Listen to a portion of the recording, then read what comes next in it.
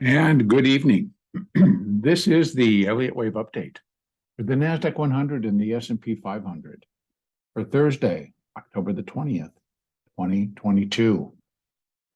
Another basically inside day, although we started off with a pretty strong rally as the buyers came running back in and took it up and got it back above 11,300 before they finished. The seller showed up and just absolutely knocked it back down for the balance of the session. And I'm opening it up a little bit. And what I'm hoping is that everybody did see the little note that I threw up in the comment section yesterday afternoon or evening when I suddenly went in and I realized it's like, this seems to be what is actually happening, and I need to let people know. So instead of making a whole new update, I went ahead and just left it as a comment. And I know some people did catch it. Hopefully, most of you did, because it was an important one. And let me just start by saying that what we are and what we remain within is a corrective pattern. And under Elliott, there are two basic patterns or structures that a corrective or counter trend move will produce. One is called a zigzag, and that is where, and they're all labeled ABC, by the way. So, and a zigzag, waves A and C are 5 waves, and then the B wave is a 3 wave. So it could also be known as a 5-3-5 correction, which is A, B, C, A wave 5, B wave 3, C wave 5. The other is considered a flat. And that's where we'll find that that's more like a 3-3-5. Now, if you remember, also under Elliott, one of the it's not necessarily a hard and fast rule, although it is a pretty strong guideline / rule that all C waves produce 5 waves. Whether they're up, whether they're down, makes no difference. They produce 5 waves. So that's also, it's not really even a guideline. I'm going to say it's a rule because it's one that I follow and I adhere to. Now, even though all C waves are going to produce 5 waves, that does not mean that it could not produce a diagonal or some type of triangle pattern, and then there still would be 5 waves, but they would be all 3s. So in other words, an A, B, C, D, E. So in any case, let's dive in. So as I kind of demonstrated last night, I stuck an A wave up there instead of being A, B, C. I stuck the A up here and drop these down a degree to minute. So minute A, B, C produce minor A of the intermediate 4th wave. Now, this whole pattern started after last Thursday's CPI numbers.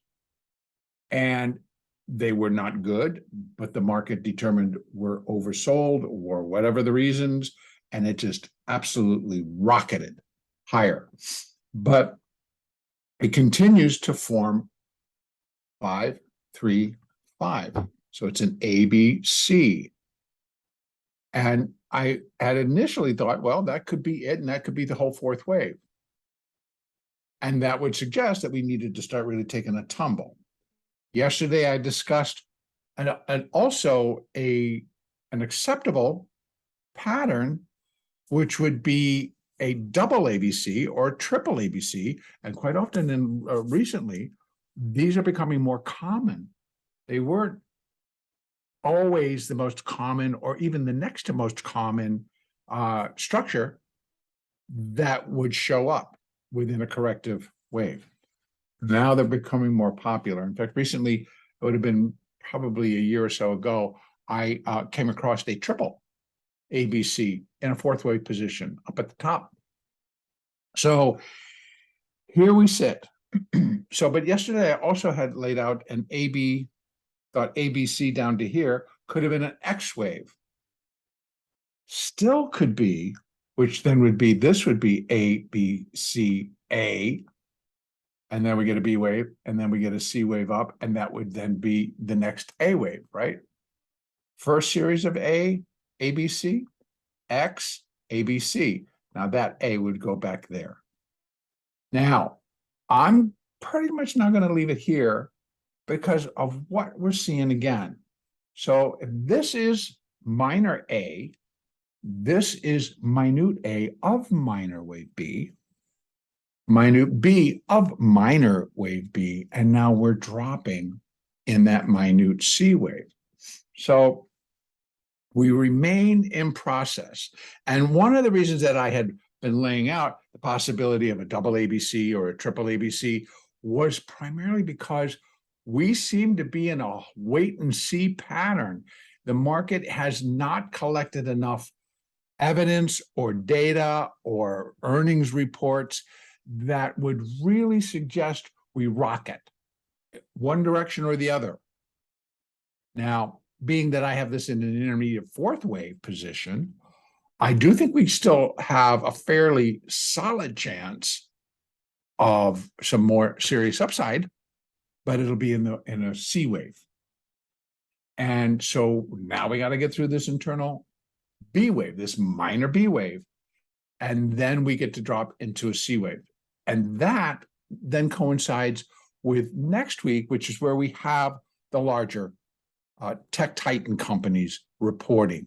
We have Apple, we have Amazon, we have Google, we have Intel, we have Meta, Microsoft.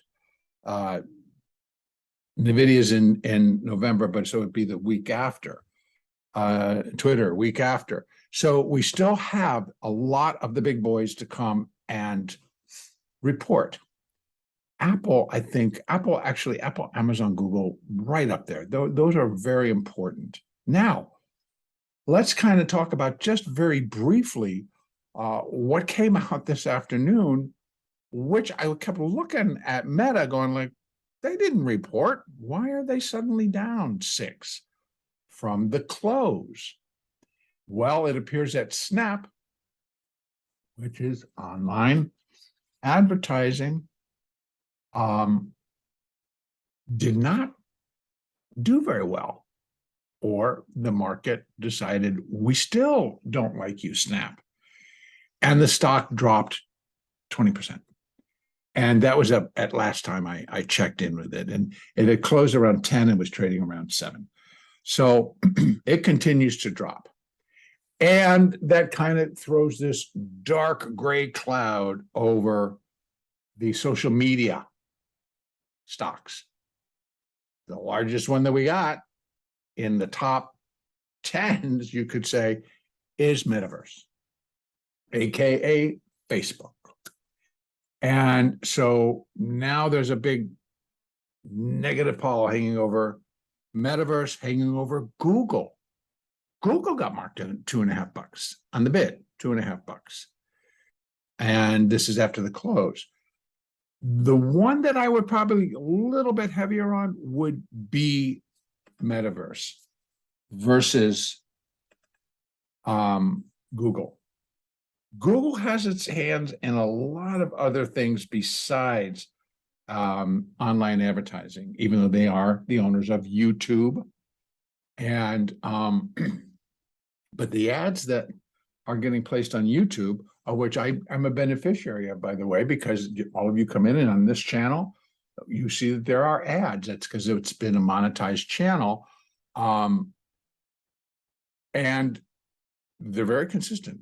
So the more views you get, the higher the revenue. And so I think that it's going to fare a little bit better for Google, but hey, we'll see.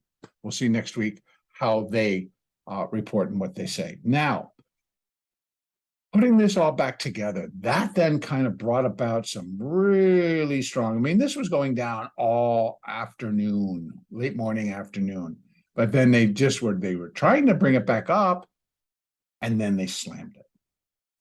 So will this continue? So let's now wrap some parameters around, well, if we're going to do this C wave, what can we look for in this C wave? So the first thing I'm going to do is I'm going to put up Fibonacci extensions. And the extensions are going to let us know what the potential for this C wave is. So if we take a look, C would equal A at 10,905. Isn't that pretty reasonable? We have to start to include some of these as well. So we have 10,905, 10,805, 10,740. And then we have 1.618. This is where wave C would be 1.618 of wave A. Very common, actually. 10,640. So again, we've got this lining up.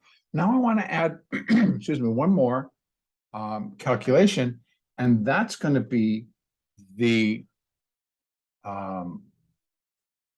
larger, the B wave that we're in. So if this is minor A, we got to, now we can put retracements. We're going to use both today. We have the extensions to give us a C wave because we know that C, on a Fibonacci basis, C waves are related to A waves, and that's how we can put this together. Now, a B wave is related again to the A wave, but on a retracement level. So it's usually we expect it to stick within the price territory of that A wave. So let's put that B wave or the retracements up there. That's not going to work. That didn't come out right. We want to go here. Thank you. That's better. And anchor it there. So what we got is a B wave. It's hanging out right there at the 382. You can't really see it, but that's the green line. The 382 is the minimal, but I'm expecting C to take out the low of A. So we're looking at that 50, 109.58. Now that 50 hangs out very clean with where wave C would be equal to wave A at 10,905. So you're going to start to see how we get a little bit of overlap here and how now we're putting together some stronger support areas which may complete the move. Now, if this is 1 of C and this is 2 of C, I'm going to say it's going to go further. Let's check out where else do we have overlap. We got some nice overlap down here where wave C would be 1.382 times the length of wave A and retrace back to quote unquote the sweet spot, which is 70.5% of this A wave for this larger minor B wave. And that's coming in at 10,764. So we've got 805, 1064, 1040, 1040. Then we've got the last, and those are all just related to the C wave, not necessarily to this B wave here that we're involved in. So, but they do kind of group up right there. So first stop right in here, and we'll see how it all plays out. But definitively, wave C needs to take out the low of wave B. Pretty definitive. That's what I'm looking for. And that would be down into here. Then we get that bigger cluster of support from both the retracements and the extensions coming in from 10,850 all the way down to 10,740. So we got about 100 points, 150, 110 points there.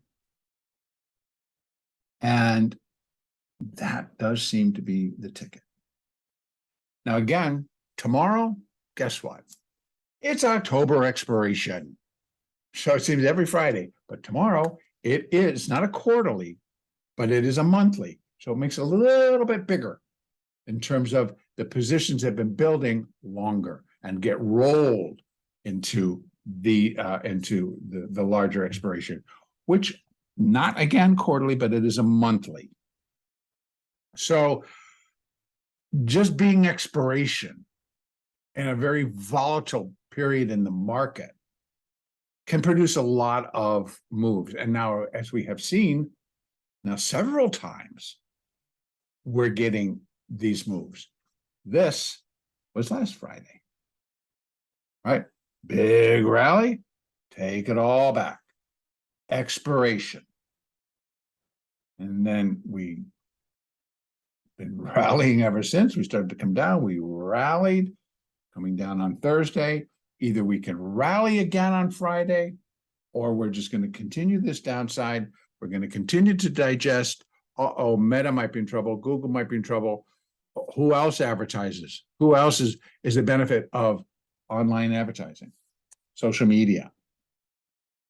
That's all going to, I think, can gang up on the Nasdaq and produce a little bit stronger move either direction, to be honest with you, as this market works its way through. So again, I'm going to kind of stick with this count now. I cannot count out the ABCX because this actually still could be minor, minor, minor. And then this could be minor, minor, minor, and we'll put an X under it, still then needing an additional ABC. So all of that still remains in play. But this one's pretty clean and it fits and everything seems to be working out. So I'm going to stick with it as being the minor B wave. And that'll likely take us through tomorrow. And then we would then float into next week where we get the larger earnings, and that pretty much begins on the 25th, 26th, 27th. I think we got everybody kind of coming in. Let me just take a double check here. Apple on the 27th, AMD on November the 1st, which is the week after. We have Amgen next the week after, Amazon on the 27th, Google on the 25th, Intel, come on. Intel on the 27th, Metaverse, that's the big one, on the 26th. So again, we got them all. Microsoft on the 25th. So we got a lot coming in next week.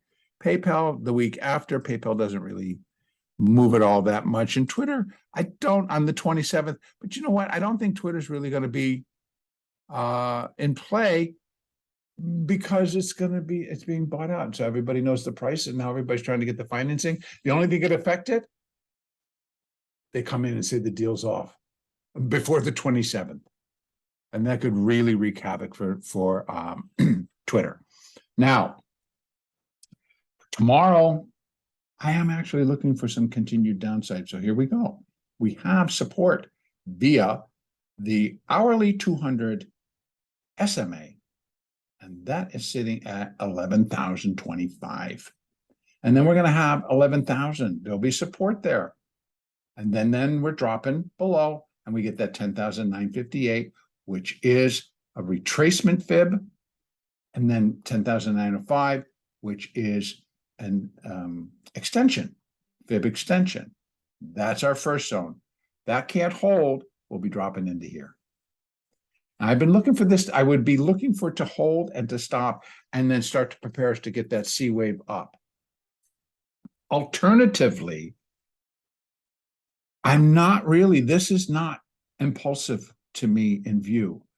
So I am kind of leaving the thought process that this could be the 4, ABC 4, and now we're dropping in the beginning stages of that intermediate fifth wave.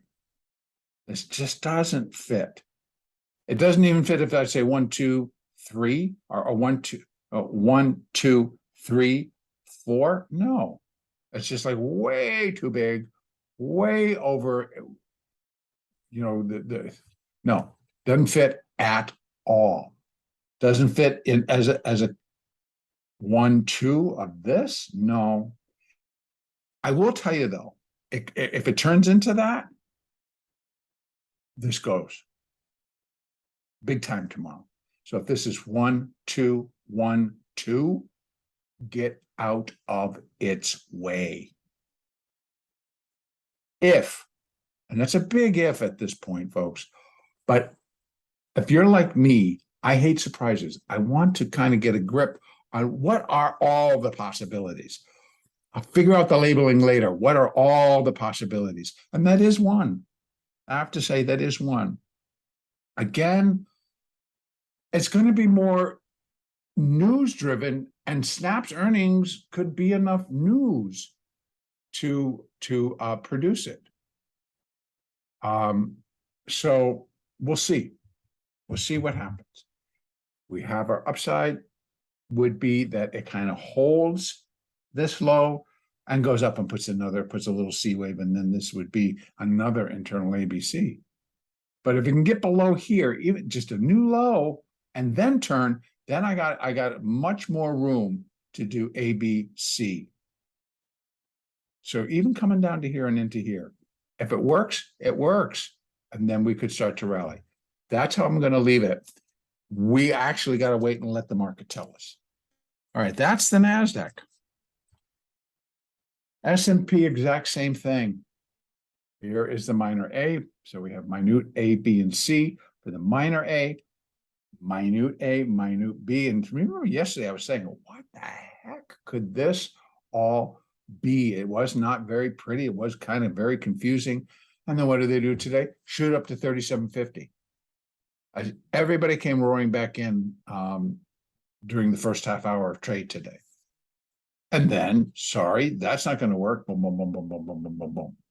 And we ceased to have any additional hourly green bars, right?